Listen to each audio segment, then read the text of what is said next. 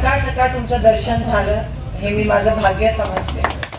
मोठी गाव माझ्यासाठी नवीन नाही आहे. खूपदा या गावात मी येऊन गेले. शिंदे साहेबांवर, काँग्रेस पक्षावर जीवापार प्रेम करणारं हे गाव आहे. आणि प्रथमतः तुम्ही अनेक वर्ष काँग्रेस पक्षाला मतदान केलं, शिंदे साहेबांना मतदान केलं, मनापासून आभार मानते. पण आता ही निवडणूक आपल्या आयुष्यातली सर्वात महत्वाची निवडणूक ठरणार. कारण का ही मेक और ब्रेक, म्हणजे करेंगे या मरेंगे अशी निवडणूक ही असणार आहे. कारण का लोकशाही संपवण्याचा डाव भाजप आणि मोदी जी करत आहे.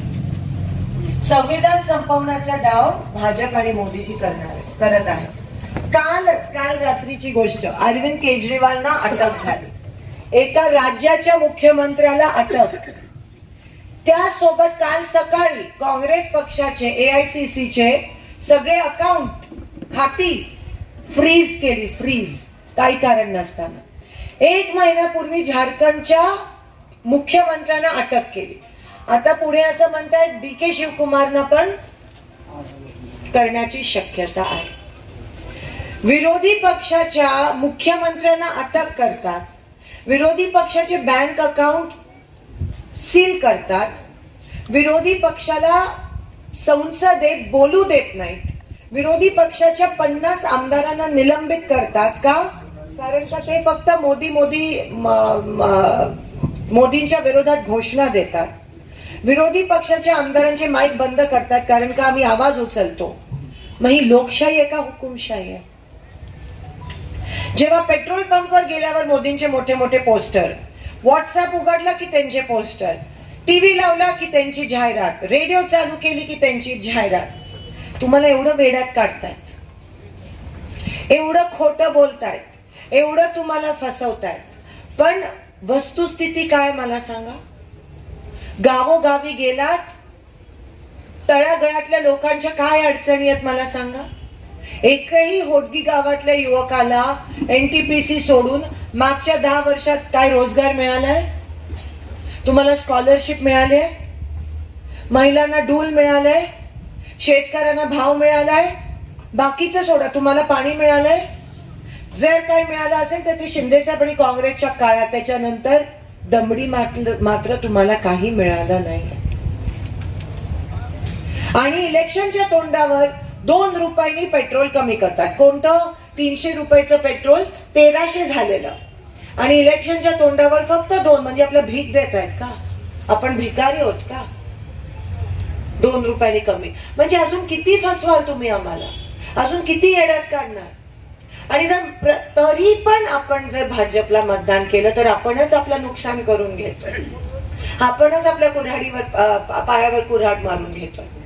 आणि अशा काळात जेव्हा लोकांची दिशाभूल होते, जेव्हा लोकांना फसवलं जात आहे, जेव्हा पीक विमा मिळत नाहीये, जेव्हा शेतकऱ्यांना भाव मिळत नाही, दुधाचे दर मिळत नाही, पाणी मिळत नाहीये, तेव्हा आम्ही काँग्रेसवाले गप्प बसणार का?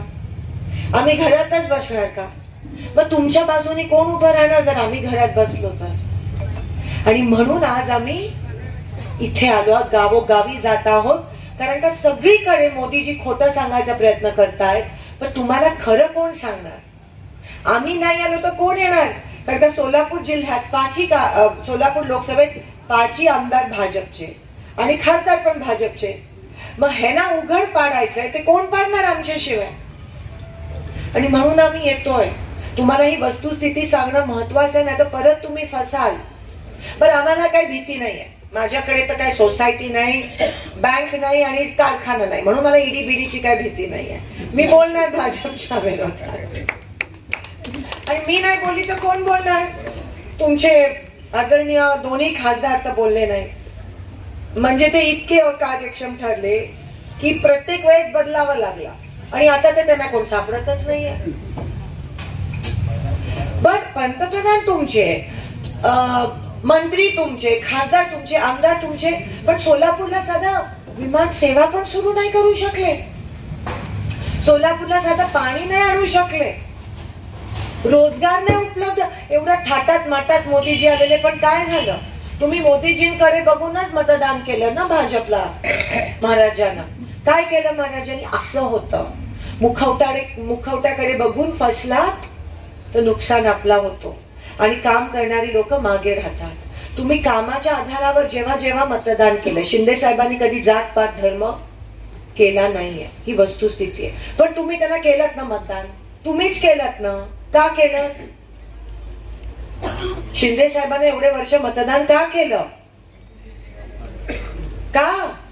काम करतात म्हणून. मग बाकीच्यांना जात पात बघून जर मतदान केलं, उदाहरण, त्यांनी काम केलं नाही केलं. म्हणून काम महत्वाचं आहे लोकशाहीमध्ये. जे तुम्हाला जात पात धर्माच्या विळख्यात अडकवून मतदान करण्याच्या प्रवृत्त करतात ते लोकशाहीच्या विरोधात असतात आणि त्याच्यामुळे नुकसान आपला होतो, त्यांचा फायदा होतो. पण हे आपल्याला दिसत नाही.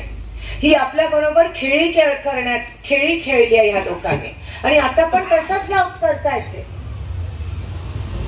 लोकांमध्ये भांडणं लावून तेढ निर्माण करण्याचा प्रयत्न त्यांची लोक घुसवतात आंदोलकांमध्ये. समाजात कारण का त्यांच्याकडे दुसरं काही नाही. आता त्यांना कळलंय की 400 पार नाही, तडीपार होणार आहे त्यांचं. आणि म्हणून कदाचित त्यांना ठिकठिकाणी उमेदवार मिळत नाहीत आणि म्हणून अटक करतात, म्हणून सील करतात. स्ट्रेट फाईट लढा ना, लोकशाही पद्धतीमध्ये इलेक्शन लढा ना. ही पद्धत कोणती आहे? जेव्हा तुम्ही असं करता म्हणजे तुम्ही घाबरलात, म्हणजे तुमच्या पायाच्या खालची जमीन सरकली. हे सगळं तुमच्या समोर येणं गरजेचं आहे. म्हणून आज आम्ही आलो.